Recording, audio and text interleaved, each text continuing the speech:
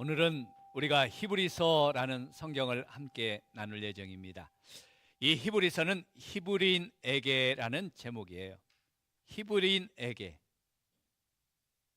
이 제목처럼 유대교에서 기독교로 예수님을 믿고 개종한 유대인들에게 예수님이 누구인지, 믿음으로 구원받는다는 그 믿음이 무엇인지를 구약과 비교해서 이렇게 보여주는 성경이 히브리서입니다. 그 이유는 유대교에서 개종했던 이 초대교회 유대인 성도들이 예수님만 믿으면 구원받는다, 예수님만 믿으면 구원받는다는 이 믿음의 진리에 대해서 의문을 가졌어요. 왜냐하면 유대교에서는 이제 하나님 앞에 예배할 때 성전에 올라가서 자기가 만약에 죄를 지었으면 어떻게 해요? 소나 양이나 염소를 잡아서 그 제물을 하나님 앞에 드리고 그 제사장이 이제 통해서 하나님 앞에 번제의 제사를 드림으로써 하나님을 만나고 하나님과 화목해야 하는, 그리고 하나님의 백성으로 회복되는 이 은혜를 경험했거든요. 눈으로 보고 눈으로 체험하잖아요. 삶으로 체험해서 이렇게 하나님의 백성이 되었다는 것을 증명했던 것이 구약의 저들의 모습이었어요. 그런데 기독교는 오직 예수님만 믿으면 믿음으로 하나님의 백성이 되고 믿음으로 하나님 나라를 소유할 수 있다는 것이 그 구약의 전통적으로 머리에 박힌 유대인들에게는 잘 이해가 안 되는 거였어요. 어떻게 내가 하나님과 화목하려면 화목의 제물이 있어야 되는데 내가 하나님 앞에 이렇게 양과 염소와 소와 그런 것을 제물로 희생하지 않고 어떻게 하나님과 화목을 이루고 하나님이 나를 구원해 주시고 내가 하나님의 백성이 될 수 있을까? 믿음으로만 이렇게 구원받는다는 그 진리가 잘 이해가 안 되었어요. 오늘날도 많은 사람들이 예수님만 믿으면 구원받는다는 이 기독교 진리를 오늘날 사람들도 잘 이해 못하죠. 다른 종교를 믿는 사람들도 어떻게 해요? 열심히 자기가 노력하고 열심히 헌신해야만 뭔가 이루어지는 그 구원을, 그런 종교를 믿다가 교회에 오니까 예수만 믿으면 아무것도 안 해도 돼요, 예수만 믿으면 구원받아요, 이런 말을 들을 때 이게 참 이해가 안 되는 거예요. 왜냐하면 구원에 대해서 내가 아무것도 값지불 하지 않고 공짜로 거저 얻는다는 것이 우리가 부담스럽잖아요. 부담으로 느끼는 거예요. 여러분, 누군가에게 큰 선물을 받았다고 해봐요. 어때요? 부담 가요, 안 가요? 공짜로. 누가 나에게 비싼 차를 하나 사줬어요.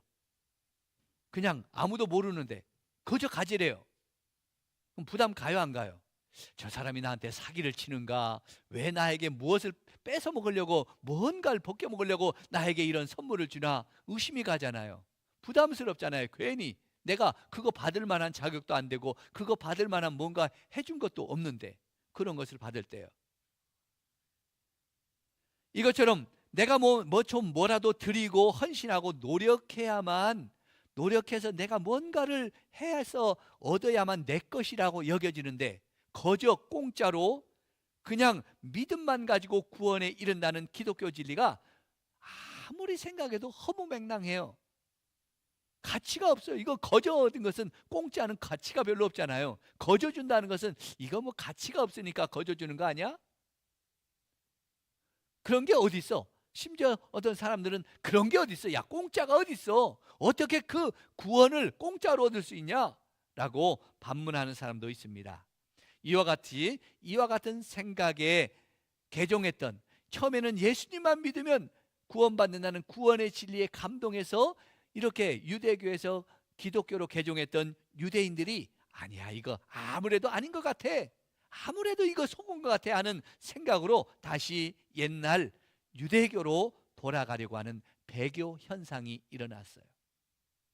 특별히 그들에게는 고난이라는 게 찾아왔고 그 도미티안 박해라는 큰 박해가 이루어졌을 때 이 박해를 예수 때문에 받아야 되나? 예수 믿는다고 받아야 되나? 예수가 누구야? 예수가 뭔데 내가 이런 고난을 받지? 하는 의심이 생겼어요. 그런 그들에게 예수님이 누구신지, 예수님을 믿는 믿음이 어떤 것인가를 가르쳐주고 명쾌하게 설명해 주는 게 바로 이 히브리서라는 거예요. 먼저 그렇다면 예수님은 누구신가요? 우리가 믿는 예수님은 어떤 분이신가요? 히브리서 1장 1절로 3절 말씀을 한번 같이 읽어보면서 예수님이 어떤 분이신가를 한번 같이 찾아보겠습니다. 옛적에 선지자들 통하여 여러 부분과 여러 모양으로 우리 조상들에게 말씀하신 하나님이 이 모든 날 마지막에는 아들을 통하여 우리에게 말씀하셨으니 이 아들은 만유를 승자로 세우시고 또 그로 말미암아 모든 세계를 지으셨느니라. 이는 하나님의 영광의 광채시요 그 본체의 형상이시라.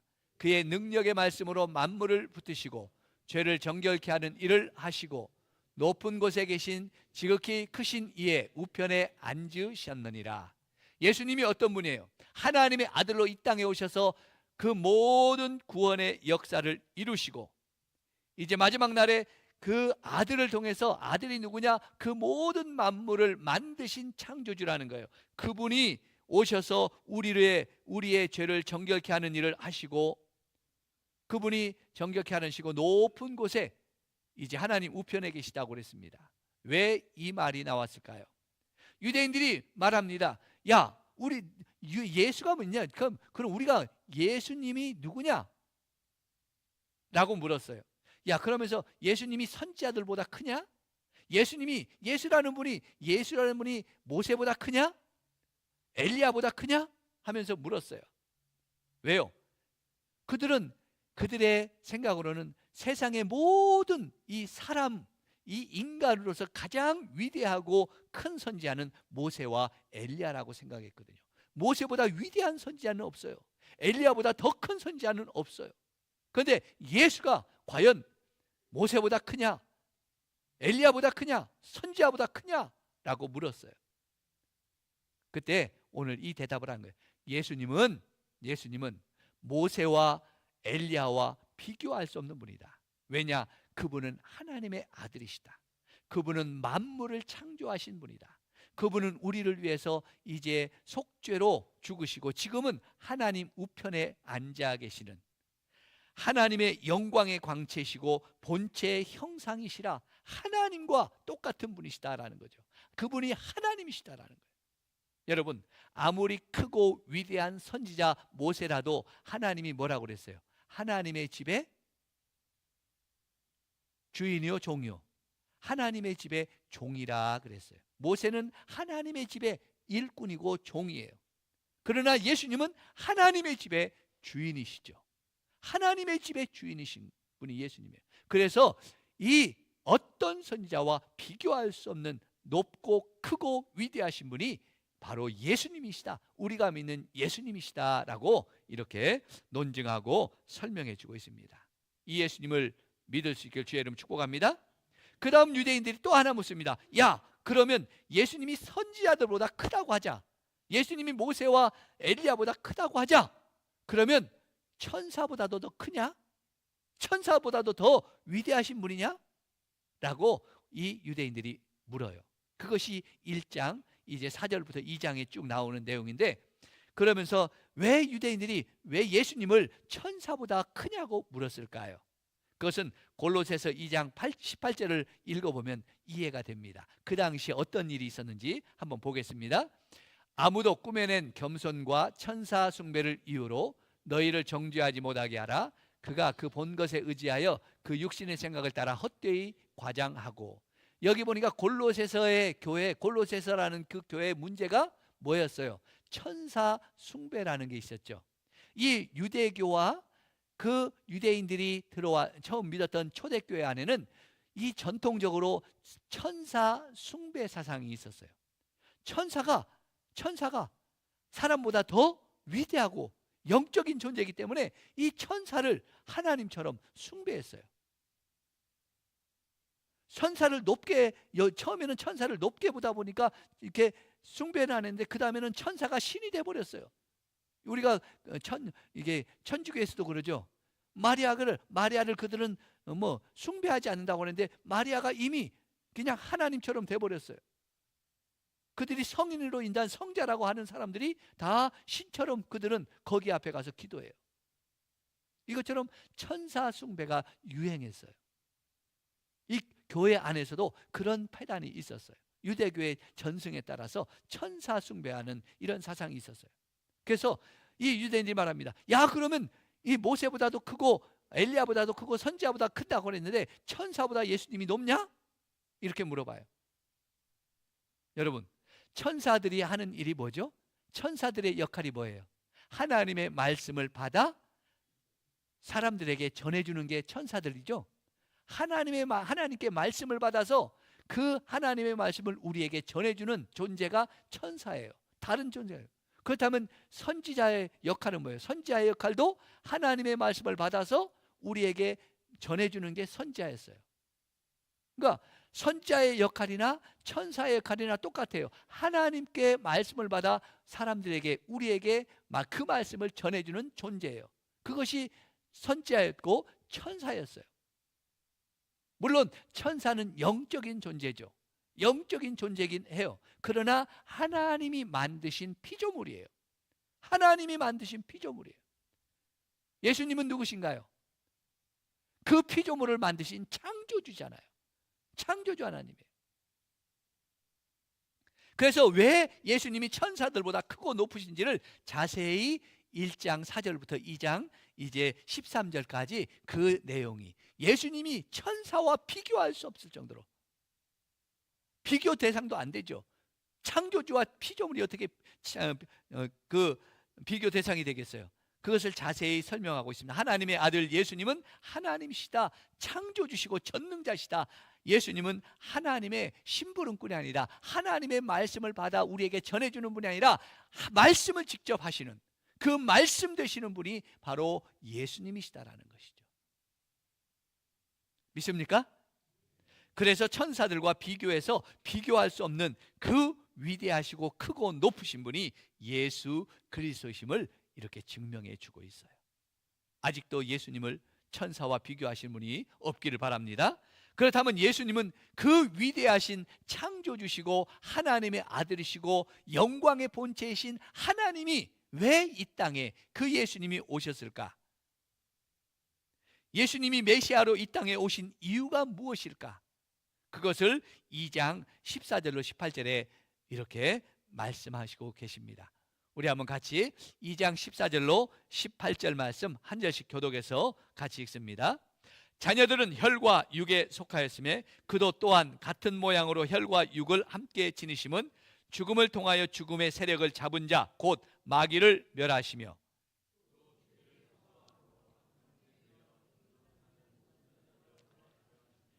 이는 확실히 천사들을 붙들어 주려 하심이 아니요 오직 아브라함의 자손을 붙들어 주려 하심이라.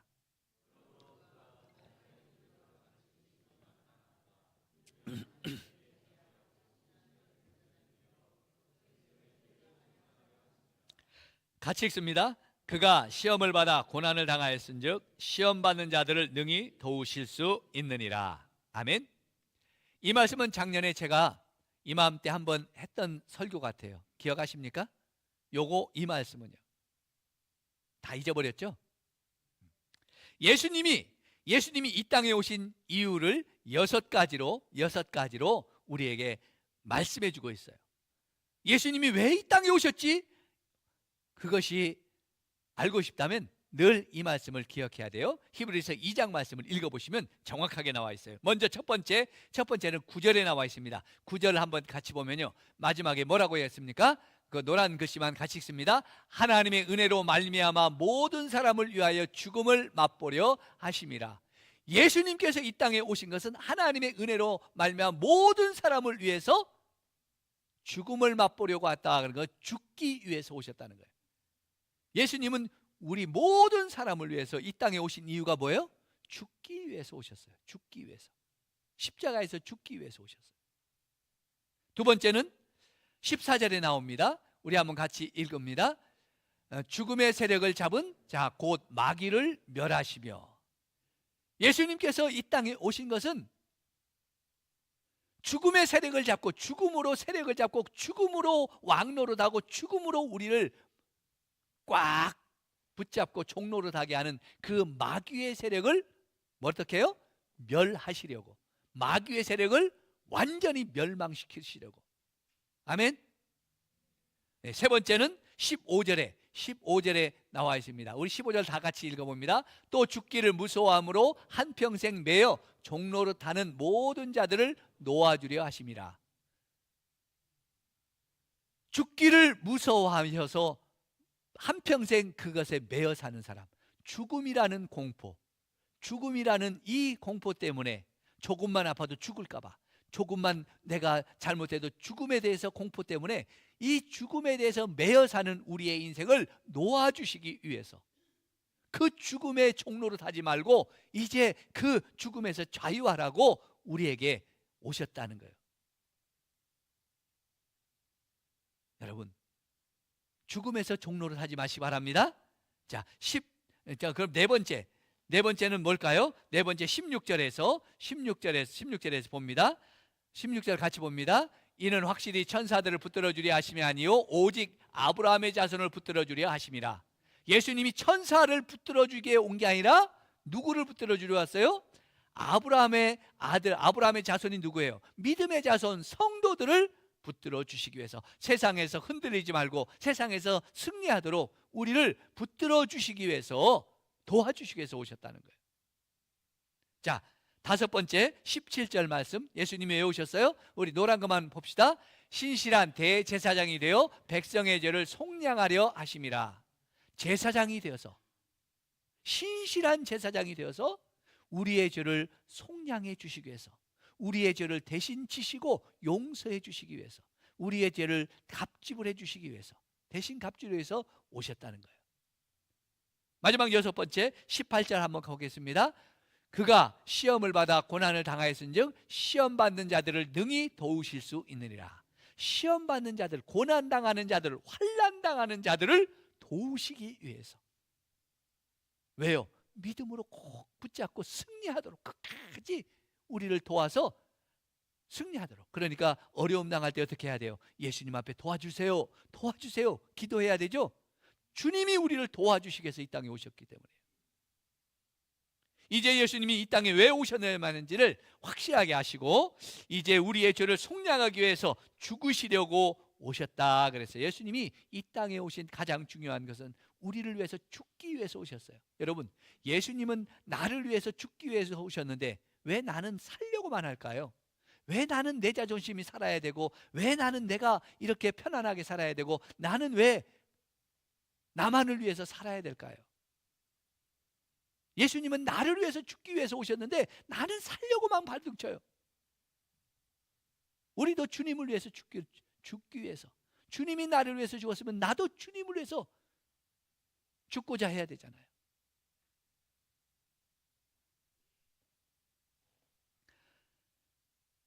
예수님은 죽음 때문에 한평생 자유하지 못하고 그 죽음의 종로를 하면서 죽음에 매여 사는 우리를 위해서 놓아주시기 위해서, 그 죽음의 그 공포와 죽음의 두려움에서 놓아주시기 위해서 오셨다 그랬어요. 죽음에서 자유케 하려고 오셨대요. 그 죽음에서 자유케 하려면 어떻게 해야 돼요? 뭘 줘야 돼요? 죽음에서 자유케 하려면 생명을 얻어야 되잖아요. 생명을 주셨어요. 우리에게 생명을 주어서, 그 영원한 생명을 주셔서 이 죽음이라는 걸 우리가 두려워하지 않고 염려하지 않고 죽음에 매이지 않고 자유하도록 우리에게 영원히 사는 생명을 주셨어요. 믿습니까? 그 생명을 주시기 위해서 오셨는데, 그 생명을 또한 주셨는데, 그런데 예수님을 믿으면서도 아직도 죽음에 매여 사는 사람, 죽음의 공포에 사로잡혀 사는 사람이 너무 많아요.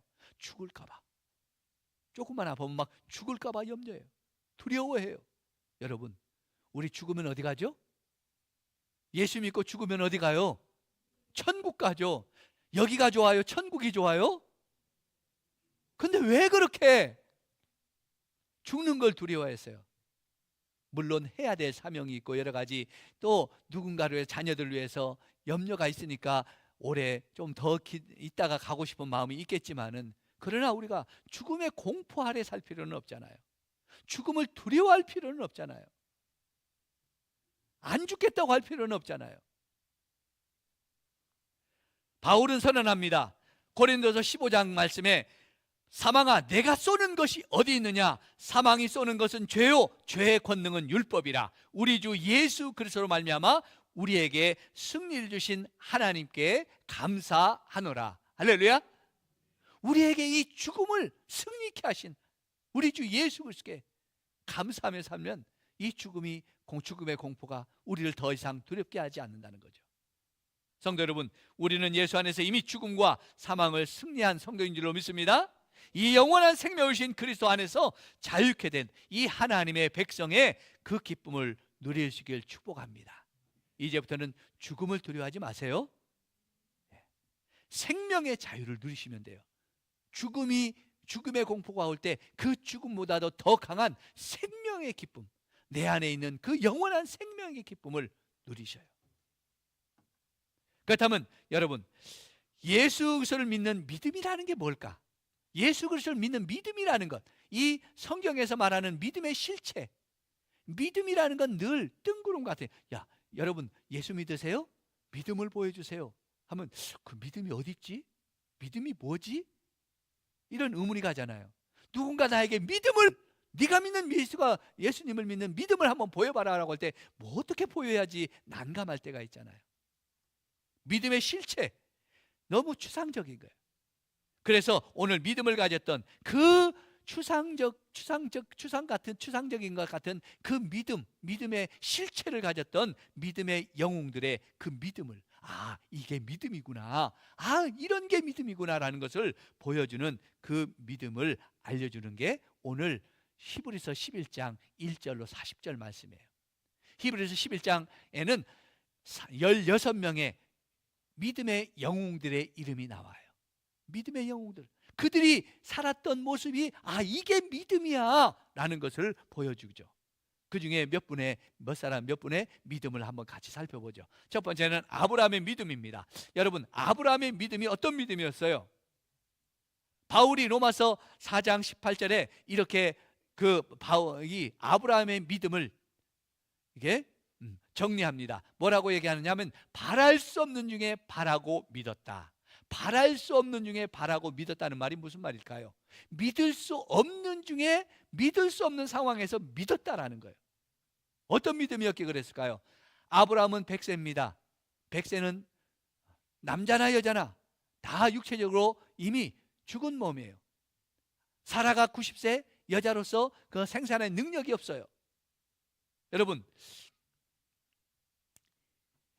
이 상황은 아브라함이 100세고 사라가 90세라는 건 하나님도 알고 계셔요. 저들이 이제는 끝났다. 자녀를 낳을 수 없는 상황이다라는 거 하나님도 알고 있었고, 아브라함도 알고 있었고, 사라도 다 알고 있었어요. 그런데도 하나님이 자식을 주시겠다. 내가 내년 이맘때 내가 아들을 낳으리라. 하나님이 자식을 주시겠다고 했을 때 그 말씀을 믿었다 그랬어요. 믿었다. 여러분, 이것은 상황이나 형편이 믿을만 했기 때문에, 그것은 그래 믿을만 하지, 그래 하나님이시니까 그럴 수 있을 거야, 믿을만 해서 믿은 게 아니에요. 바로 상황과 형편을 뛰어넘어 하나님의 말씀을 믿고 붙잡았다는 거예요. 바랄 수 없는 것, 믿을 수가 없었어요. 그런데도 그 말씀, 하나님의 말씀이기 때문에 믿었다라는 거예요. 이게 믿음이라는 거예요. 믿습니까? 저와 여러분도 이 믿음을 갖기를 축복합니다. 예수 그리스도만 믿으면 구원받는 줄로 믿습니다. 왜요? 하나님의 말씀이기 때문에, 하나님의 약속이기 때문에 믿는 거예요. 그 다음 믿음의 사람은 30절에 그 여호수아의 믿음이 나옵니다. 여호수아는 그는 백성들과 여리고성을 돌았습니다. 세상 사람들이 보면 정말 머리가 돈 사람들이죠. 머리가 돈 사람들이에요.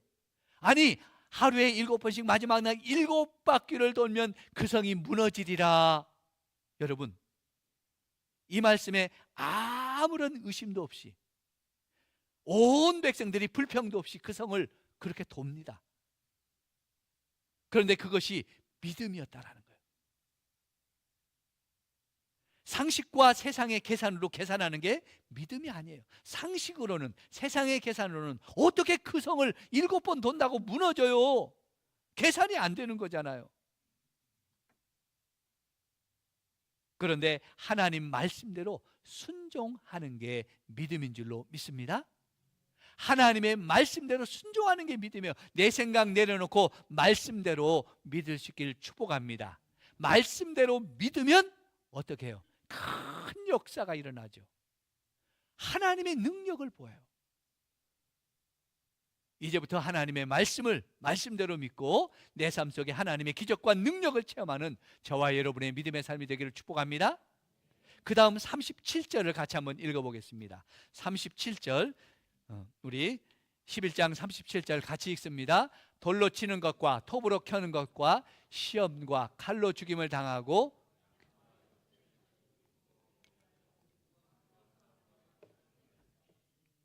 여기에 보면 참 이상한 말이 있죠. 믿음의 사람들이 돌로 쳐 죽임을 당했습니다. 믿음의 사람들이 톱으로 켜서 죽임을 당했습니다. 어떤 사람은 염소 가죽을 입고 유리하고 궁핍과 환난과 확대를 받았다 그랬어요. 여러분, 믿음으로 살면 모두가 형통할까요? 모두가 부자가 되는 걸까요? 믿음으로 살아서 부자가 될 수도 있고요, 믿음으로 살아도 고난과 핍박이 올 수도 있고요, 믿음으로 살아도 병들고 연약할 수가 있다는 것이에요. 여기 보면 믿음의 영웅들이 어떻게 해요? 어떤 사람은 돌로 쳐 죽임을 당했어요. 이 사람은 전통적으로 누구를 말하냐면 예레미야 선지자를 말해요. 예레미야 선지자는 그 유다가 망해갈 때 그 유다의 망해가는 조국을 바라보면서 그가 40년 동안 하나님의 말씀을 전했어요. 때로는 깊은 웅덩이에 갇히기도 하고 감옥에 갇히기도 하면서 고난과 핍박을 당하면서 고난의 떡과 고난의 물을 마시면서 그가 하나님의 말씀을 전했던 하나님의 신실한 종이에요. 그런데 여러분, 그렇게 40년 동안 하나님의 말씀을 전했던, 한 번도 하나님의 말씀을 거역하지 않고 죄짓지 않고 신실하게 하나님의 말씀을 그렇게 전했던 하나님의 종이라면 그의 노년이 어떻게 해야 돼요? 편안해야 되잖아요. 그의 노년이 좀 쉬면 안 될까요? 그런데 그 40년 동안 하나님의 말씀을 전한 그 하나님의 종을 역사해 보면 그가 이제 그 나라가 망해갈 때 그가 애굽에 잡혀갑니다. 애굽으로, 그 친 애굽파에 의해서 애굽으로 잡혀가서 애굽에서 돌 맞아 죽어요. 돌에 맞아 죽어요. 어떻게 그럴 수가 있어요? 하나님을 섬겼던 그 하나님의 선지자가요. 여러분, 30년 동안 선교지에서 헌신한 선교사님이 노년에 말년에 암이 걸려서 수술하고 절망 가운데, 그 고난 가운데 있는 모습을 볼 때 참 어떻게 이해해야 될까 이해가 안 되더라고요. 저도 하나님 30년 동안 그렇게 선교지에서 그 어려운 가운데 복음을 전했던 그 하나님의 그 종들이 왜 이렇게 노년에 암에 걸려서 고통당하는 모습을 당해야 됩니까? 하나님을 위해 삼평생 헌신하고 믿음으로 살아오신 우리 장로님, 권사님들 보면 참 그래요. 때로는 노년의 병든 모습을 보면 참 마음이 막 속상해요. 하나님, 왜 믿음으로 살아오셨는데? 어떤 사람은 그런 모습 보면서 그럴까요? 네가 믿는 하나님이, 네가 섬기는 하나님이라면 어떻게 너를 건강하게 해줘야지, 어떻게 너도 병들어서 이렇게 연약하냐? 네가 믿는 하나님 살아계시냐라고 조롱하기도 하고 우리를 이렇게 비난하는 사람도 있을 거예요. 그때마다 막 속상해요. 어떻게 하나님이 어떻게 그럴 수 있을까? 그 다음 톱으로 켜서 죽임을 당한 사람은 전통적으로 유대 전승에 의하면 이사야 선지자를 이야기합니다. 이사야 선지자는 그 80노구를 이끌고 그 당시 우상을 섬겼던 이 므낫세 왕에게 나가서 직언을 해요. 목숨을 걸고 직언을 해요. 왕이여, 당신의 아버지 히스기야 왕은 이 백성을, 이 나라를 위해서 믿음으로 종교 개혁을 이루고 하나님의 말씀으로 살려고 했었는데 어떻게 하루아침에 이렇게 뒤엎어버리고 우상의 나라로 만듭니까? 유다가 결정적으로 망한 이유가 이 므낫세의 죄 때문이잖아요. 우상을 섬기고 하나님을 배신했던. 그래서 왕에게 나가서 직언을 해요. 왕이여, 우상을 버리시고 하나님을 섬기십시오. 그랬더니 이 므낫세가 들은 척도 안 하고 말합니다. 야, 오늘 날씨가 참 좋으니까 우리 사냥이나 나가자. 사냥개를 풀어라 해요. 사냥개를 풀으니까 이 이사야 선지자를 쫓아갑니다. 사냥개들이. 그러니까 이사야 선지자가 이리저리 왕궁을 이리저리 피하다가 이 왕의 정원으로 도망가요. 그 정원에 가보니까 큰 나무가 있어요. 큰 나무인데 고목이에요. 고목들은 비어 있잖아, 속이요. 그 나무가 비어 있으나 그 속에 들어가서 숨어요. 사냥개가 쫓아오니까. 근데 여러분, 그 고목 속에 숨었다고 사냥개가 몰라요?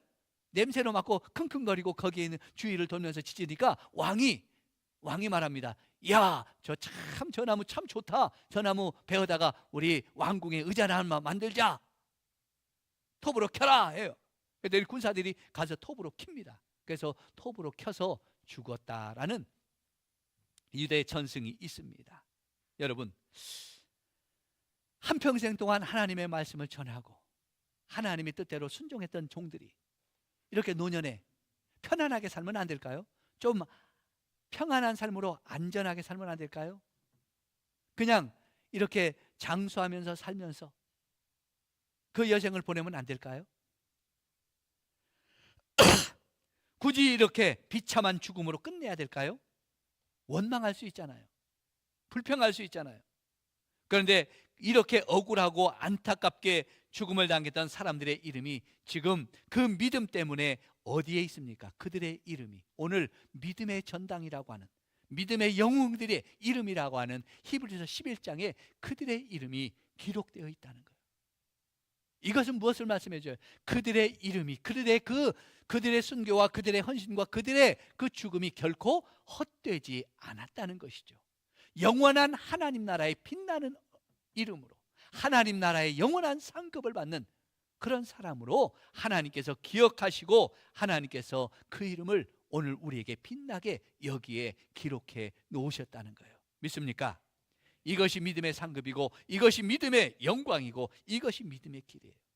왜? 그러면 그렇게 믿음의 사람들은 때로는 그 고난과 그 환난과 비참한 죽음까지도 그들이 인내하면서 갔을까? 그 죽음의 길이, 그 믿음의 길이 무엇이기에? 오늘 39절로 40절 믿음의 길의 마지막에 있는 게 무엇인지 같이 한번 보겠습니다. 39절 40절입니다. 같이 한번 읽어봅니다. 이 사람들은 다 믿음으로 말미암아 증거를 받았으나 약속된 것을 받지 못하였으니 이는 하나님이 우리를 위하여 더 좋은 것을 예비하였은즉 우리가 아니면 그들로 온전히 이루지 못하게 하려 하심이라. 이 땅에 살면서는 그 믿음의 약속들, 말씀대로 약속들, 더 좋은 것을 누리지 못했죠. 그러나 하나님은 뭐예요? 그들을 위해서 더 좋은 것을 예비해 주셨더라. 하나님은 그 믿음의 사람들을 위해서 더 큰 성을 예비해 주셨다고 했죠. 아브라함에게는요. 하나님은 더 좋은 것을 예비해 주셨어요. 지금 이 히브리서를 받는 성도들은 네로 박해와 도미티안 박해로 예수 그리스도를 믿는 이 믿음 때문에 죽음을 당하고 고난을 당하고 잡혀가는 그 환난 가운데 있습니다. 예수 그리스도에만, 이 예수만 버리면 그들은 살 수 있어요. 고난과 핍박을 받지 않아요. 나 예수 안 믿어 하면 이 한마디면 그들은 누구도, 어떤 사람도 그들을 박해하고 고난하지 않아요. 그런데 내가 살고자 예수를 버리면 어때요? 나는 영원히 죽죠. 내가 살겠다고, 내 목숨 살겠다고 예수를 버리면 나는 영원히 죽어요. 그러나 내가 죽을지언정 예수를 가지면, 이 예수를 가지면, 고난과 핍박이 와도 내가 예수를 가지면 어떻게 해요? 나는 이 땅에서 내 생명이 비참하게 죽을지 몰라도 나는 영원히 사는 더 좋은 것을 가지는 그런 승리자가 되는 거죠. 여러분 어떻겠습니까? 이것이 믿음의 역설이죠. 예수를 버리면 내가 죽고, 내가 죽으면 예수를 붙잡고 내가 죽으면 영원한 생명을 얻는 것. 이게 믿음의 비밀이죠. 그러니까 끝까지 죽을지라도 죽어도 예수 버리지 말라는 거예요. 죽어도 예수 버리지 말라는 거예요. 왜요? 더 좋은 것이 예비되어 있기 때문에. 여러분, 저와 여러분의 그 믿음의 눈을 열어서 더 좋은 것을 나를 위해서 예비하신 그 하나님의 약속을 붙잡고 우리도 끝까지 믿음을 지켜서 승리할 수 있기를 주의 이름으로 축복합니다. 어떤 환난과 고난이 올지라도 이 믿음 지켜 승리하여서 하나님의 그 영광된 이름에, 이 믿음의 영웅의 이름들에, 천국의 생명책에 저와 여러분의 이름이 꼭 기록되기를 주의 이름으로 축복합니다. 축복합니다. 우리 같이 일어나셔서 우리 감사 위에 감사 우리 찬양하겠습니다.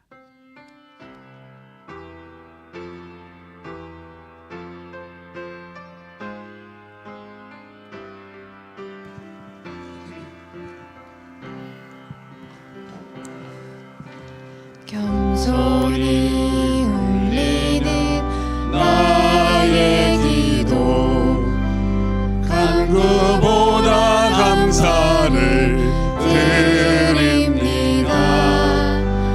응답하심도 거절하심도 기다리라 하심도 그저 감사. 감사 위에 감사를 덮을 때 그대 위에 은혜가 쌓이네. 모든 일에 감사, 모든 순간에 그리 아니하실지라도 감사.